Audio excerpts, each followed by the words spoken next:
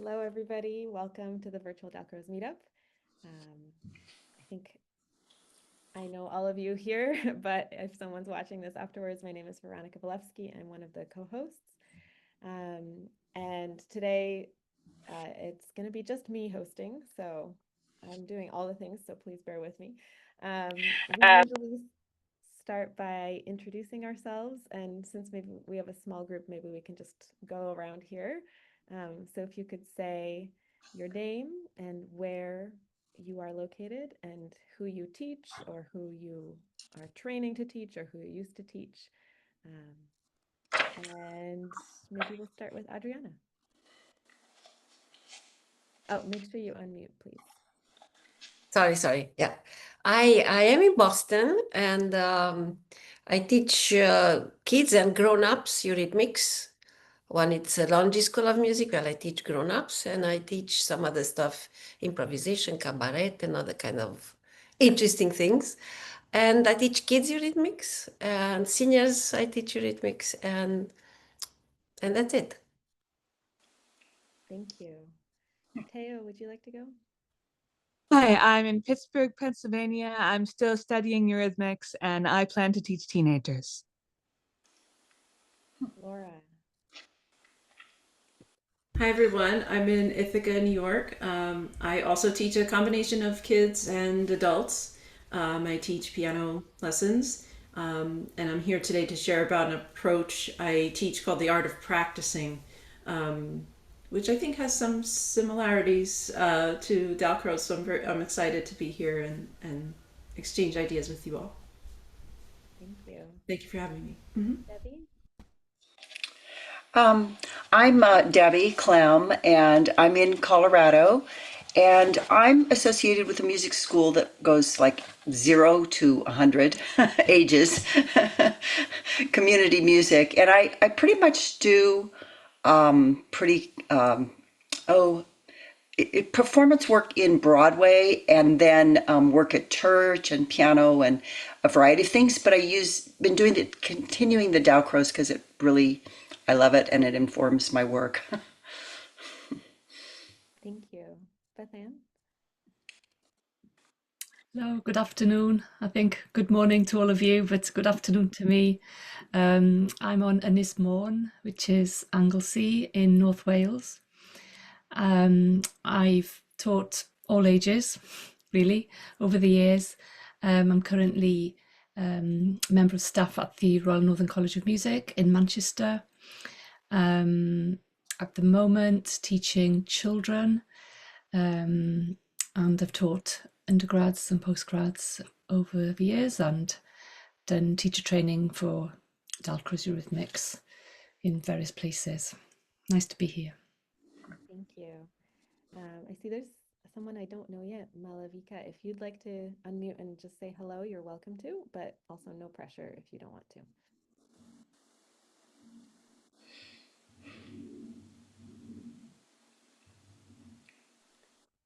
Okay, so I just wanted to give a reminder to all of us here and anybody else who might be watching afterwards that if you'd like to join Dawn's short course, Dawn Pratzen is teaching a movement-based short course on Wednesdays. The first session just happened last week, so if you sign up this week, you'd be able to come to the session in 2 days and get a recording of the first session.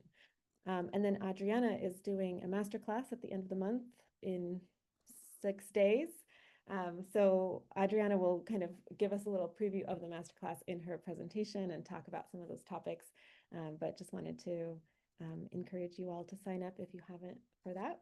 So that's an hour and a half time just on one Sunday on September. Let me just get the date right. September 28th. No matter what part of the world it is, that date is all the same for all of us. So our presenters today are Adriana and Laura. Manuel was also supposed to present, so I will check my emails and see if we have any news from Manuel. But for now, let's just plan on Adriana speaking for 5 to 10 minutes, and then Laura I will ask you to speak right after, and then we'll have our time for discussion for both presentations. So Adriana, please take it away. Hi. So I was always extremely attracted to connect the visual arts, movement, and sound together, like in Gesamtkunstwerk, Wagnerian thing, but not so pretentious, definitely. And given the fact that my background, beside being a musician and a singer and Dalcrozian, I'm an architect too. So for me, the structure of a building and the structure of the music, so they kind of go together. And I love in general the big picture. So beside my personal preference, there are two other reasons why I try to connect visual arts with music and movement. One is because it's a Dalcrozian idea that the musical message goes through us through different kind of channels. It's visual because I see all these people around me moving. I see myself. I feel how I move. So I have the proprioception sense, the sixth kinesthetic sense. If in is the touch and is the movement and everything. All these senses are engaged in the process of learning.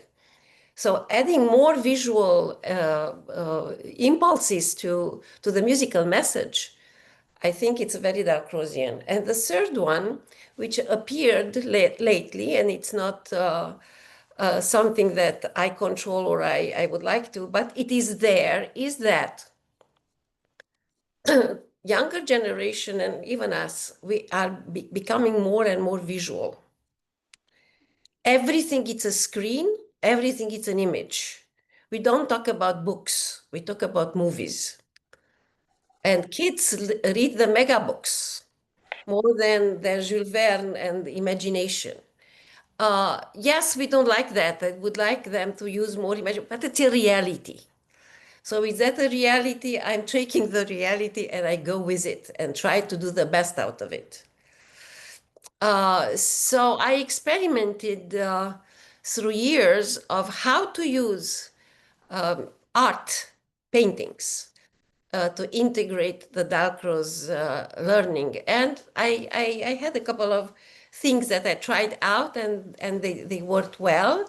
And what gives to children or to the students in master programs or college students, what gives that to them is a broader image about actually what music is. It comes from life. It's not an abstraction. It's not an invention of somebody's head. It comes from life. So the aesthetical principles of symmetry and color and timbre and texture is everywhere. So you have it in art and you have it in music. So you have very well that put together.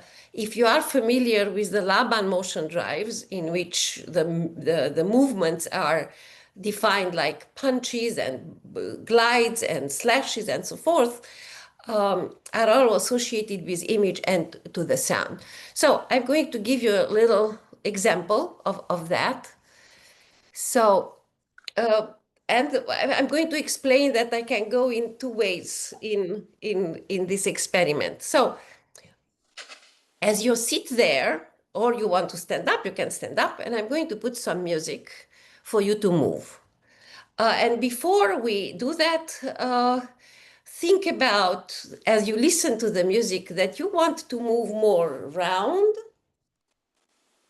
or you want to move all in straight lines. Yes? So you can move there, and if you are even sitting, you can have your body, if not stand up and move because it's morning and just wake up. Okay, so here is the music that I would like you to move to.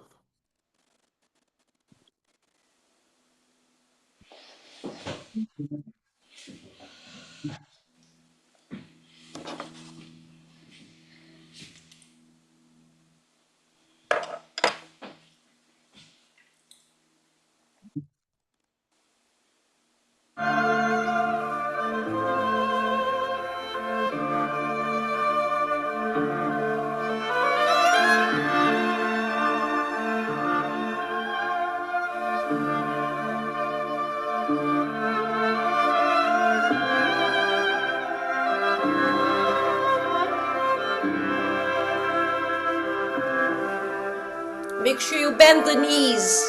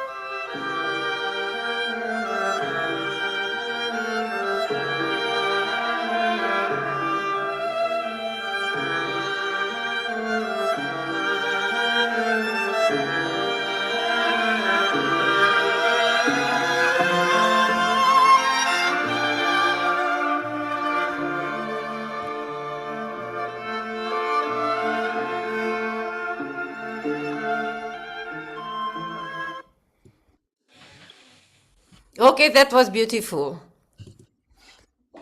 Okay, so I am going to show you 3 images. And I would like you to pick one that you think that matches what you saw and what you felt moving. Which one do you want to associate with? So bear with me for a second to get here and to share the screen. Can I share the screen? Let me check. Yeah.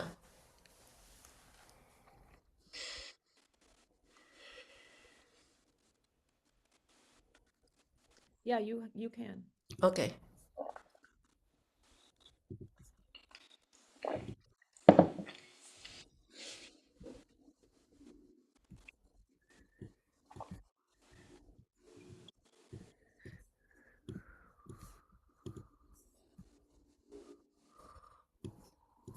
The third image I cannot move, but you can see the idea.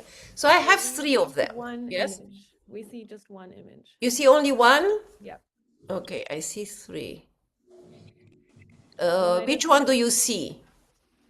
It's cream and then it has black shapes and like a cat face. Okay.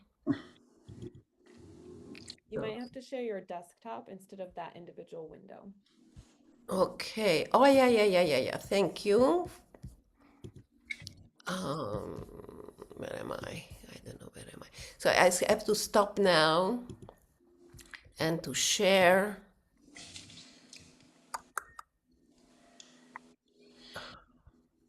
What do I share? I share this one. So now we see the flower. Yep. Just that one. Okay. So remember this one. Okay. I share this one.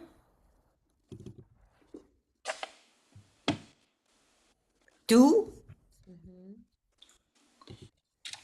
And I share 3.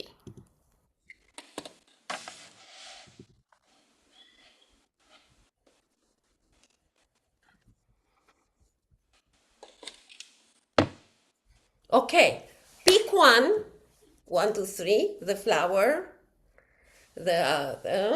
and this one, and say why did you associate that with the music and the movement? Anybody?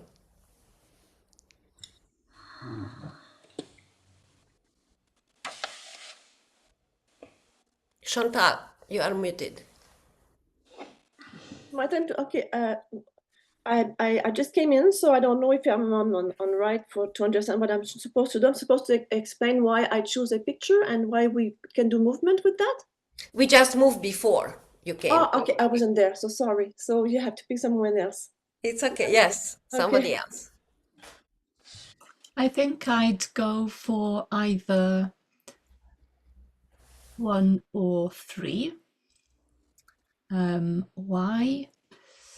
Well, I'm thinking of the Dvorak and the kind of the landscape and the idea that maybe intellectually I know that's behind the voyage idea. So that obviously, for me, builds into my answer, but I think had I just seen the rows and the way the different melodic lines could be mapped onto the petals of the rose and how they interact with each other, I had that sense. I'm in a very small space here, so that was the sort of movements I was doing. So, but yeah, I was just thinking it's a very subjective thing, and I was imagining, were I to offer that as an exercise in some of my classes, I can imagine people choosing any of the three, although maybe that was not necessarily the presenter's intention, but people think in different ways and respond in different ways. So lots of thoughts.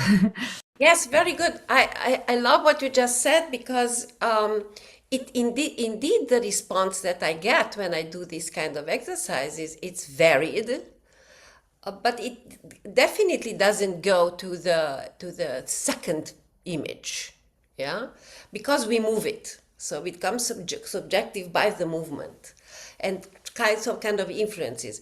What I'm trying to do, and it's interesting for us as teachers to think about it when we provide this kind of experience, how linear can you make the connection between things? So obvious, to do as possible as obvious connection. Yes, so if I provide the Dvorak music, I'm not going to do these crazy Stravinsky pictures because they're very angular and right in your face and geometric. So I'm trying to do the game in my head before I do that. And that is very interesting. Gives the students the ability also to verbalize the connection and talk about the music in aesthetical terms and more broader senses that, okay, I have 5 phrases here and that's a rhythm. So that's what is the approach that can bring.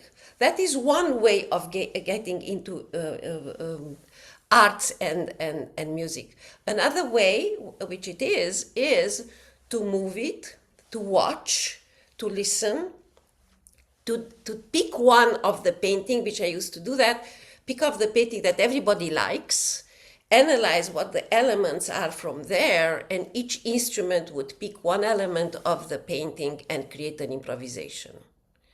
But that is not going to be one class, it's going to be 5 classes. So using the elements of a painting that everybody agrees that the painting, we move it, we like it, is this. So I am doing the sky, you do the flute, the trees, I'm doing the whatever it is in the picture, and then we create an improvisation using the painting. So very many ways of using art as pretext for teaching something which is interesting. That's the possibilities. They are the possibilities. So what I want to do in our masterclass, to be a little bit more specific, I want to work with seasons.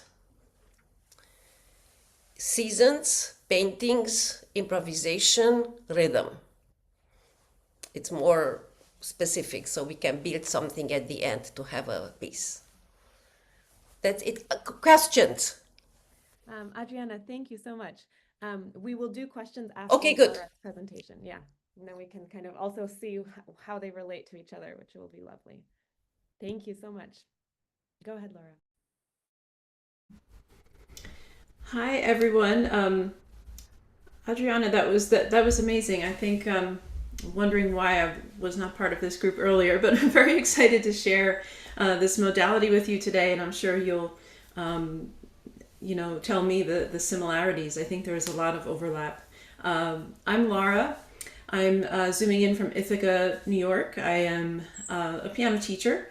By trade, I teach all ages. Over the years, I developed an interest in meditation and became a meditation instructor.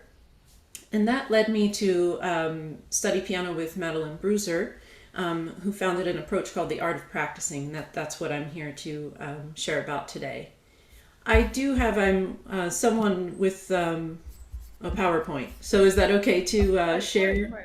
that? Yes, all sorts of presentations. Okay. I won't share it the whole time, I promise. I try not to get too PowerPoint-ish, but okay. But just to give you some of the nuts and bolts here, so slideshow. Okay.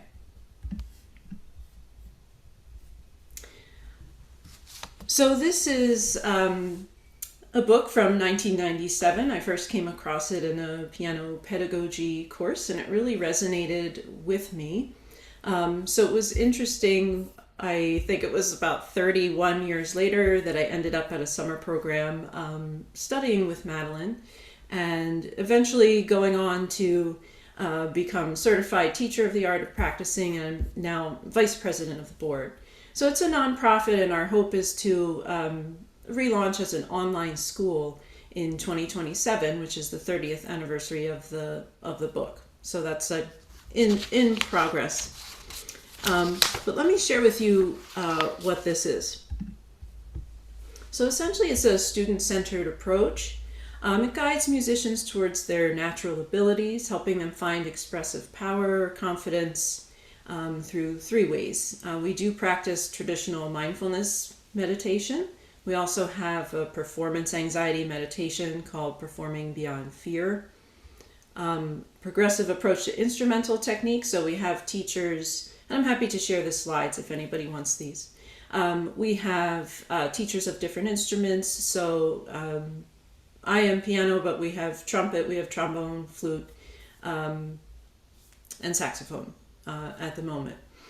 And then just connection to the visceral impact of the musical details. So awareness of the body and mind, and how the music is being received, so that we can then share it in an expressive way. It's a 10-step approach, and here is where like kind of the more academic side of the presentation for those that would find this helpful. These are basically the chapters of the book, so I won't go deeply into it here. But first, you can see the first three are kind of those mindfulness, body awareness. Chapter 4 is like all the instrumental technique.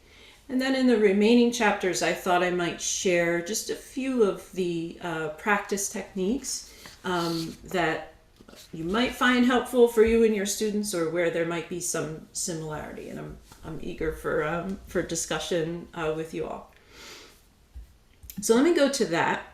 So a few of the teaching techniques that stand out, where I find, my traditional piano student says, hey, that's a little different from what I've usually experienced, are these. And thought I'd walk you through each of these now. So first is listening work. We sing all the lines. This is nothing new. Typically, in my experience, in a piano lesson, for example, it might be reserved for Bach or Baroque period literature, to understand the contrapuntal texture. But we sing everything. So let me stop the share for a moment, and I have, I'm going to move over to the piano just to share an example with you. So I've been reworking Chopin's Fourth Ballade. I played it in grad school, and it's just been a fun experiment to go back at it with this new approach to technique and teaching. So I'll just play just a few bars slowly so you get a sense of this passage.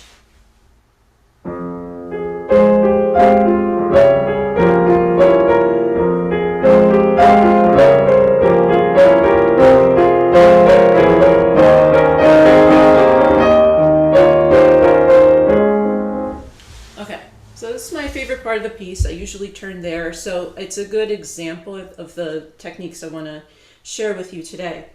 So at any given point, there are up to 6 voices weaving in and out. So what I'm working on is singing each one individually, playing and singing all combinations, so that it's in my body, in my ears.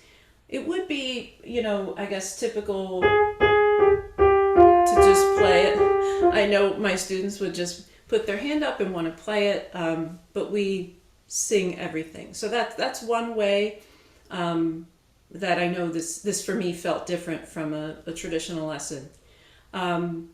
For me, this was my weakest point in training in college, and just so it has really helped me come so much further with my ear and with my listening skill.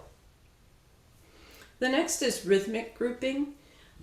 So what we'll do is, instead of kind of, I know usually what I've understood as rhythm patterns is kind of a long, short, we'll group in meters. So this passage is in 6/8.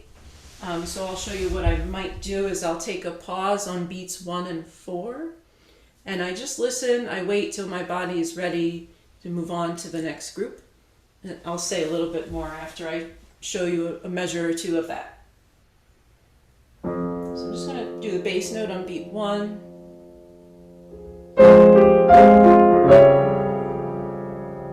I get to the next group, pause.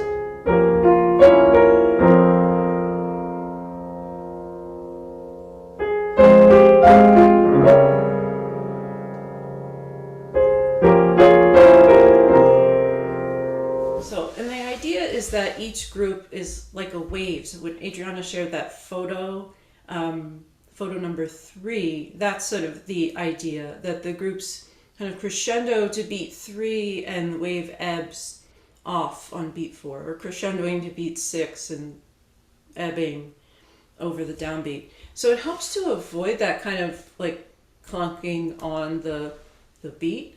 I've been working to convince my students that this is more useful than the metronome.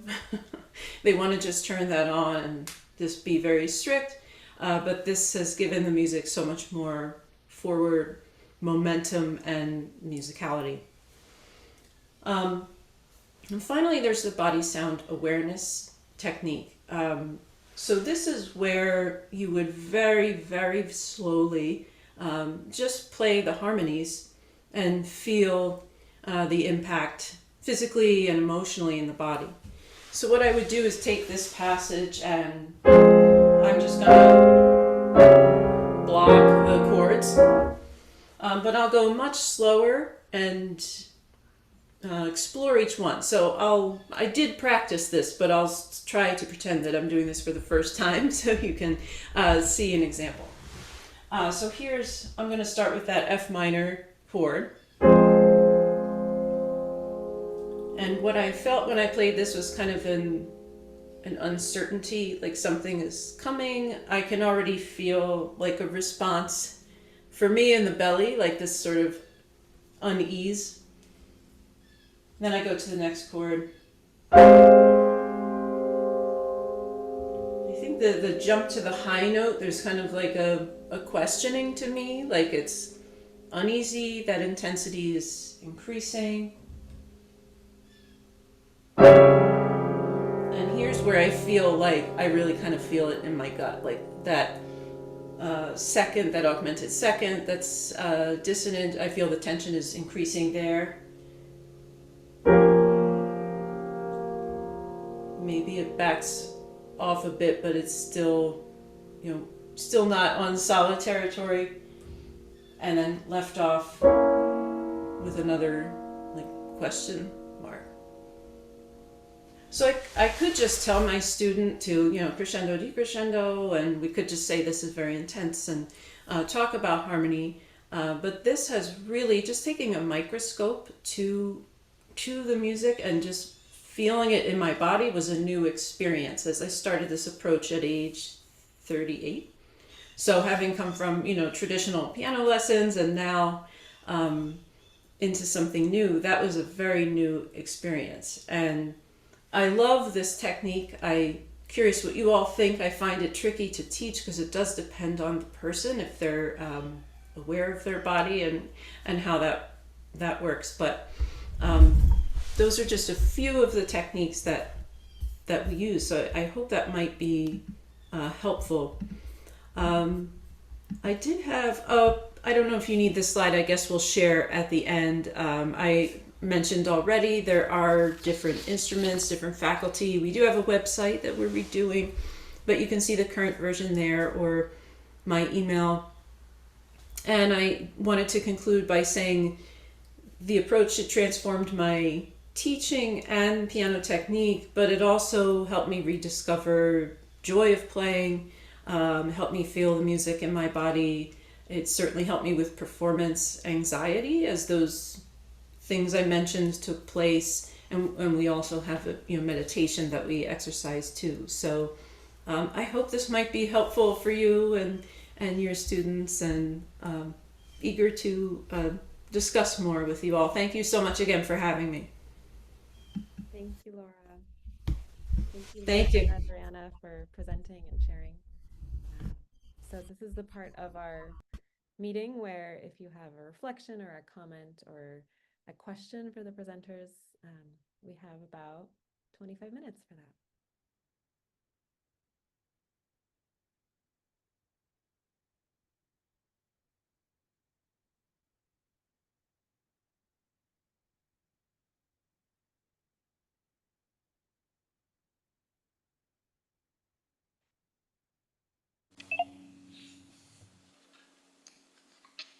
So Laura, I guess, I mean, I love this method since I tend to intuit more than pay attention to the actual, what I'm supposed to be doing with the technique.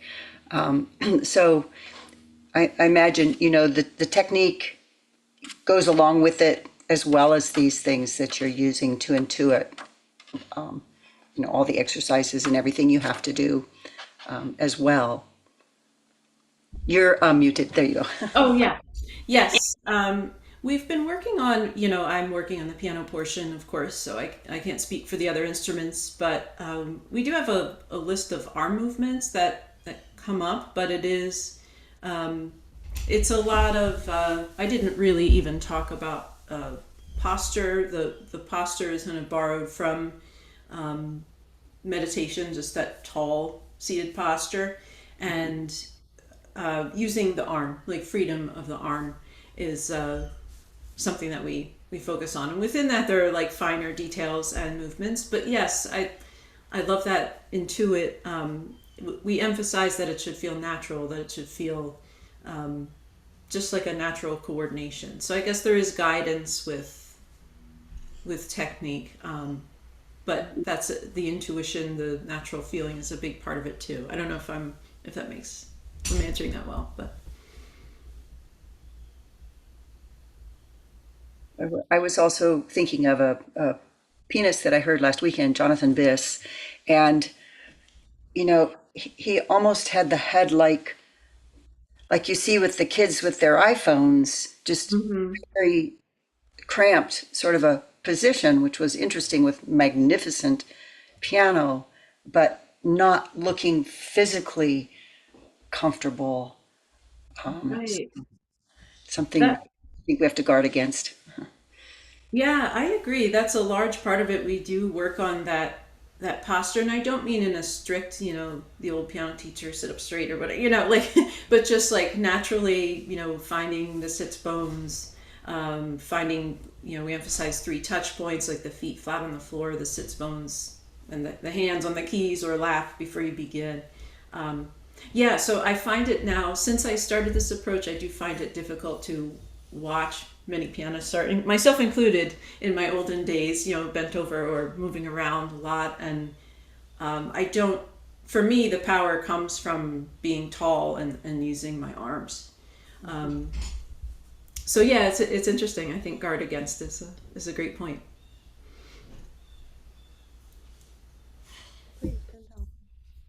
Yeah, I have a question. With the meditation, do you start with the meditation just to welcome your student, and do you meditate at the piano, or you have the chairs is different and you meditate together? How do you do that at the beginning to meditate? Yeah. Yeah. I do meditate myself before I practice, so usually just a couple minutes of mindfulness meditation, or I might do a body scan, in particular if I'm, stressed in the middle of the day.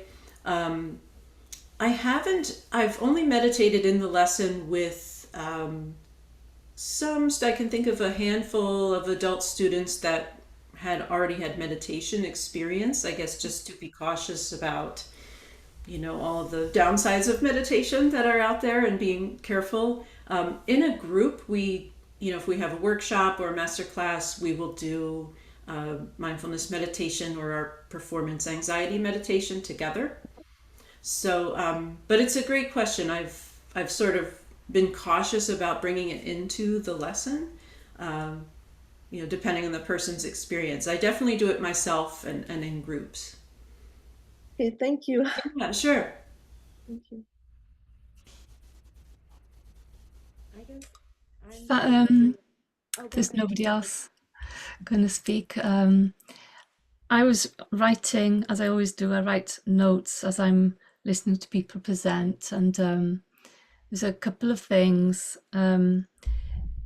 Maybe I'll start with Laura and then wind back to Adriana. It took me back to my Geneva study days when I was studying at the Institut Jacques Dalcroze, and I had some amazing piano lessons. I went there as I was a professional violinist, but because of the Dalcroze work, we have in-depth study of the piano. And working on some Bach fugues, I remember having to play 3 of the voices and sing the 4th, the missing one. Oh, wow, that's wonderful. Yeah. And at a signal from the teacher, I would then have to transfer my vocal to maybe the alto whilst continuing to play the others. And so the lines were really moving in and out of each other with a sense of the 4 existing all together. And I can't imagine doing that now, many years later. But it kind of links with some melodic exercises that I'm familiar with in a Dalcroze group setting, where whilst playing one melody, people would move on their own in the group, and then as you introduce a second voice, they would just go alongside somebody and travel in a pair. Or if you started to play with full harmony, they would congregate in bigger groups, maybe of 4, and then each time you change the number of voices that you play, they would respond in a physical sense. So you could see, rather than test, what is their oral acuity, and I guess the beauty of the group setting is there's no individual. Well, there's not no individual, but there's less maybe individual anxiety as to have I got this right, because you can be checking in. And I know as a one-to-one instrumental teacher as well, there can be a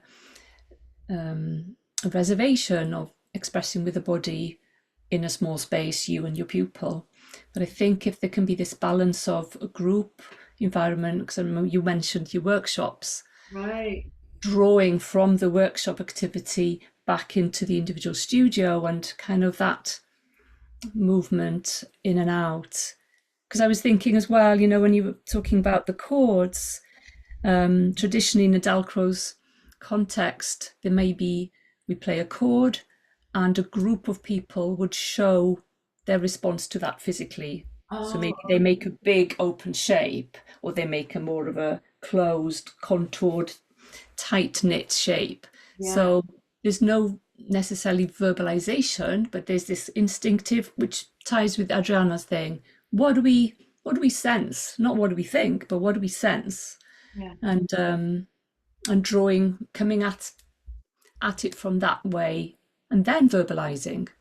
Right. And then the traditional Dalcroze thing is we intuit, we express, we verbalize, and then we re-experience, having had the bodily and the mind, and integrating both. You could say integration of right-left hemispheres, so that is a more of a whole response. So there were just some thoughts as I was listening, which was really interesting. Thank you so much. Those are the singing and the body sound awareness are the 2 most anxiety-inducing techniques. So it's super helpful to hear your thoughts that, weaving those into a group. Thank you so much. That's really helpful. And then Adriana, when we were talking about this subjective sense of being engaged with a piece of art, it took me back to visiting an exhibition maybe 2 years ago of it was an immersive Van Gogh exhibition. Maybe you've been to these things where you travel through a huge exhibition space, but they've kind of made you a pathway. And in this particular exhibition, the curators had decided for this piece of for this art, there was this piece of music. And I remember being really irritated because I was standing in front of this piece and I was telling my husband, I would never put that with that. And it took me back to another Dalcroze class years ago. I was at a congress and we were being encouraged to bounce a ball with this piece of music, and I defiantly didn't feel I wanted to bounce a ball at that particular place in that particular piece, and I was doing other things with the ball and I was maybe didn't go down very well. And this idea of every response is acceptable, is welcome, is true, is congruent with one's self. And we can often come as a teacher with an idea, oh, it's a minor chord, so surely they're going to do this. It's a major chord, surely, but not always. Not always. And, you know, it kind of keeps you in check that we don't come with a ready-made formula for people's interpretation of sound, because on a different day we might respond differently anyway to the same piece ourselves, or we certainly bring a different piece of art to a piece of music on a different day, maybe even depending on the weather. So anyway, I shall leave it there. Thank you. Thank you. The two things I want to say about the Bach experience, that when I studied the Dalcroze and we had exam, one of my exams was we had to step the bass, clap the alto, and sing the soprano, and then teacher said switch. And you have to step the soprano, clap the whatever. I don't think that I would be able to do it today, but definitely my harmonic dictation got better because of this, of bringing that. Another thing that you said is that indeed the experience is just an experience. The learning happens when you bring it to your mind and you analyze it, then you learn. As you said, the two sides of the brain, the experience and the learning happens when you analyze your experience. If not, it's only on experience. Yes, about the subjectivity of how you react to music, that is absolutely true. But I discovered that gives the possibility, the opportunity for the students to verbalize these associations, to find the vocabulary, to express and come out of the score. That is, I don't know how many bars, but there's a meter. So it gives them the opportunity to look and experience the music and the visual with a different kind of understanding, different kind of approach, instead of, okay, I'm just playing it. I can associate it with something. And then to discuss structurally this painting or the other one. Yes, and I always have surprises who reacts to what, to the kind of music that opens a door. It opens a door of association, and then the experience becomes more and more focused to something, to one painting and something. That's what it is. Yes, you're absolutely right. It depends on the day. Depends on the day. And maybe we learn when we go back to that, that third experience, when you're talking about the verbalizing, that's when we learn. That's when we learn in one way, but we truly learn when we go back with that first experience and the cognition to redo. And I think that sometimes, I know I can be sort of guilty of kind of forgetting that closing important step. Otherwise, we leave it in the head. But can we go back, and re-experience? Apply it. Exactly. Then apply it. Then Yeah. apply the experience, the learning, and apply to say, okay, that apply. Yeah. Yes, you are right. The whole circle has to go back. Thank you Yeah. so much. Yeah.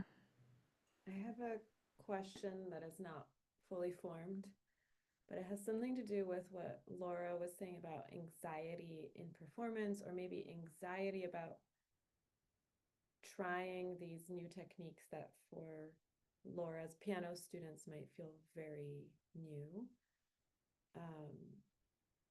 And then Adriana is talking about getting out of the score and kind of associating with more things. So I don't know what my question is, but I'm just curious to hear more about that piece of, like, I guess, effortlessly connecting with people and not letting the anxiety get in the way.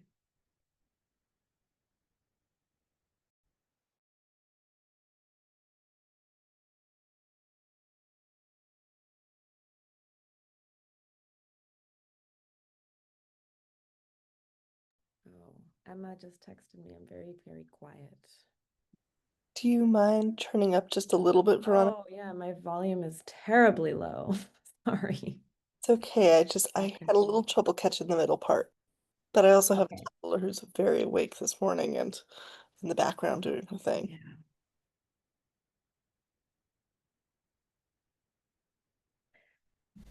I don't know if I have an answer. I'm sure I'm not saying anything new, but the rapport with the student, the trust with them is so important. I'm thinking if I'm meeting a new student, I might not start with the body sound awareness, like you develop that relationship. And I found that modeling for them to help, sort of like in my meditation instruction, I might say this is an invitation to, or this is like a gentle, soft invitation, or language like that. So in some of these techniques, it might take a few lessons or some even more time together. I do have some adults who won't sing. I don't know if anyone has any advice for me on that, but I just keep like sprinkling it in as an invitation. But I do find the journey that we're on together, that relationship is so important. If that foundation is there, then we can move forward from there. At the same time, I don't know, I never want to force anyone to, we're now doing this. So I don't think I have, a perfect answer, but just some thoughts.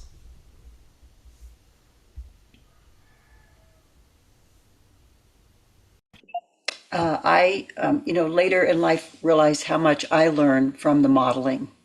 And I don't think that in the past, maybe my teachers have realized, going way back, how important it was for me to hear them perform or just to play, and to almost just take in what they're doing without any instruction given, but just simply to feel it. And the more live music, there's a lot of piped in music these days, but the more live music I think that the students and the children are exposed to, and close if you can. We have this wonderful school where we have a very small space really for an auditorium, and yet we have incredible musicians brought in, so the students are able to experience the very fine. And then the other thing is the idea of the duets and trios, and a duet with your teacher. A duet with a master teacher, because boy, you learn a whole lot sitting next to them and just feeling what they're doing and helping reduce the anxiety. Because I know master pianists who have too much anxiety to play, and that's sad. But I think that's been built into them through their instruction. So, to avoid that. Do you think that I guess I have this feeling that imagination or connecting with the visual arts to give us, like Adriana said, something outside the score to associate with, that can help us get out of our anxiety. But I don't know if that's something other people have experienced, or if you have, I don't know, more ideas about that.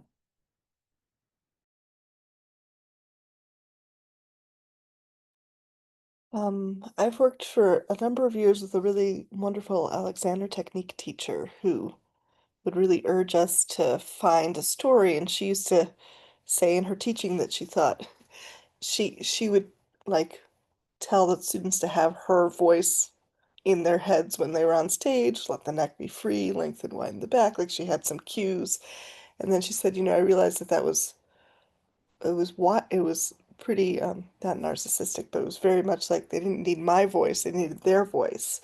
And so by getting them to tell a story that went with their music, that was really all they needed. It didn't really matter whether the story was quote unquote right or wrong, or made sense or didn't make sense.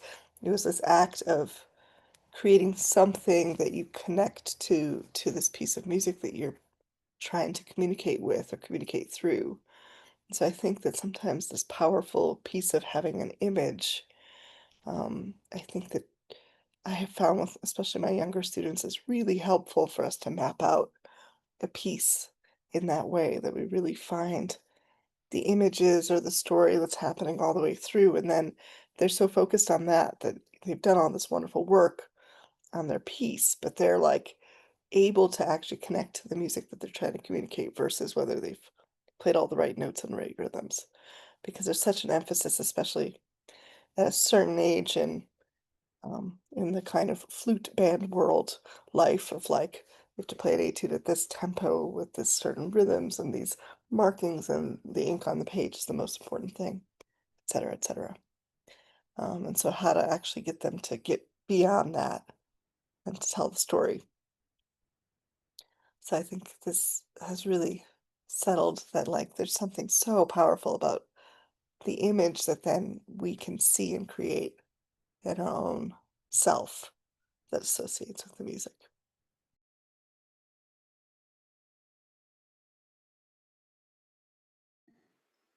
Yeah, and I guess that ties in with the mindfulness, isn't it? It's kind of being in the moment, as in inside the note, not our idea of practicing the note, but that it's new every time you play it.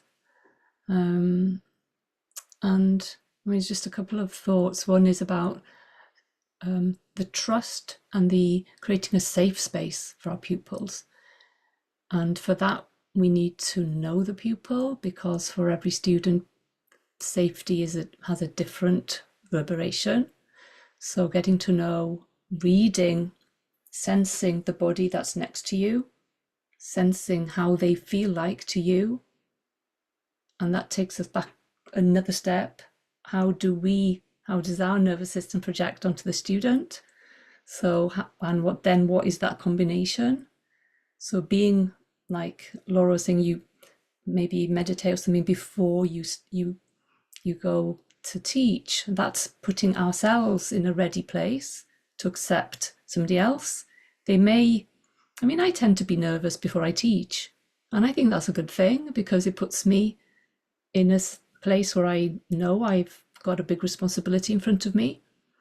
And 25 years later, it's no different. And I don't think I'm ever going to work towards not being nervous, because it's that preciousness. But acknowledging that, but also acknowledging that the pupil brings their own rucksack on their back, whatever emotions are in the rucksack. Yeah, and it's throughout the lesson, hopefully, it gets laid down.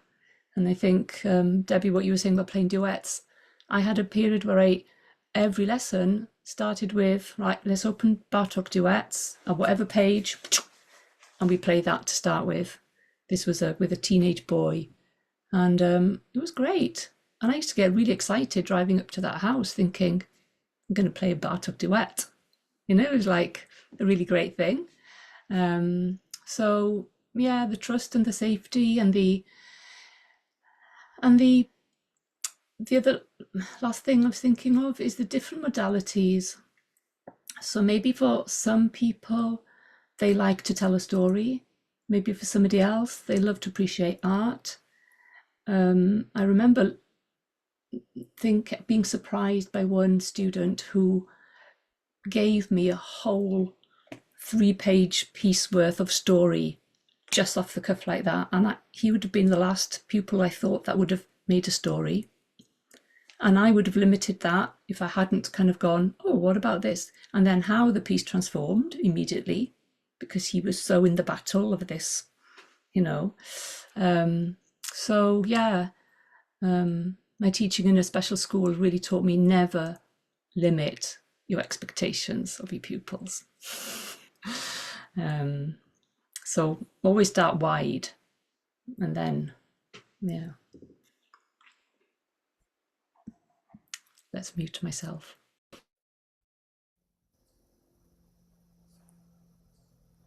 Go ahead, Adriana. Yeah. The personal story is that I had awful performance anxiety.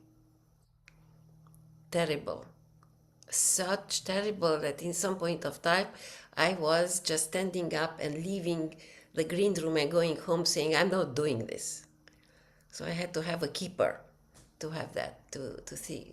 So it was singing or it was piano, doesn't matter. It was the same anxiety. And my anxiety of performing left me pretty late when I started teaching, which it was so hard to teach rhythmics. And I was sweating so badly, and I was so nervous that just doing a Schubert piece was a piece of cake after teaching Eurythmics. So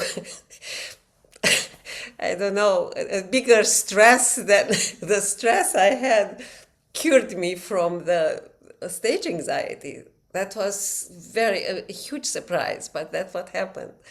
So it was a bigger hammer than I had. So nothing helped with the anxiety at the time, even if I doing my own music, I was doing so. If I make mistake, is my music, I do whatever I want with it. So it was very, very difficult. And I think how good would have been if I would have had a coach to teach me to meditate or to do something with all these things. Yes, not to deal with this awful anxiety that actually had. I would have helped to have a Laura to make me meditate and breathe and connect with what I was doing. Yeah, that was just a story.